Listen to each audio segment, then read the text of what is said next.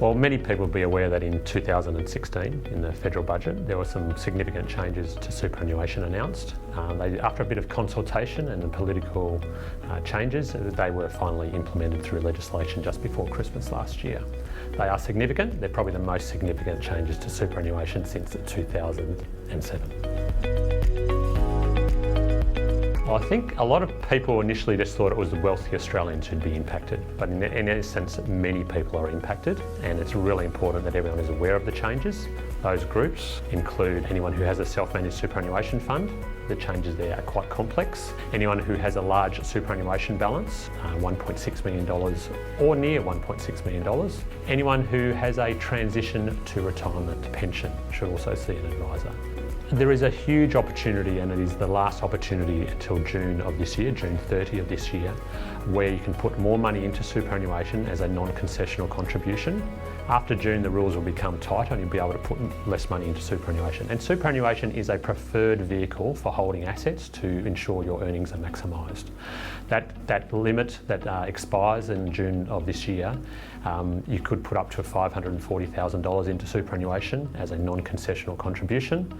After June, that amount will reduce significantly. So hence, thinking about doing that prior to June, or working out how you may be able to advance your retirement plans or your goals in that area, that's very important to do something sooner than later.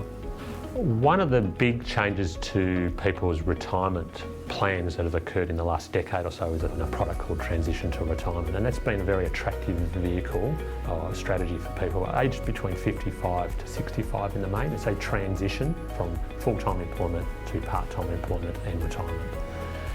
That type of structure was tax-free in terms of the earnings. As a result of the changes, that structure, the earnings will no longer be tax-free. It'll be taxed at the superannuation rate, which is still attractive for most people, but not as attractive. So people should revisit those strategies.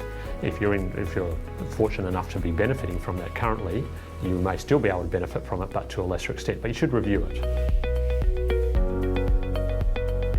The client needs to talk to the advisor about it. They need to think about it. They maybe have to talk to their employer as well, because there's a salary sacrifice from their employment income that needs to be adjusted. They may need to think about the assets they have within their superannuation fund, whether they're the appropriate structure and types of assets, given maybe they'll have to have a different type of assets because they'll be retiring at a different date now, so there's a different time period. Fitzpatrick's private wealth advisors have been trained on the new changes. They have access to information to deal with specific scenarios, and they are your best place to go to obtain more information about these changes, and they'll be able to articulate the changes and the impacts to you.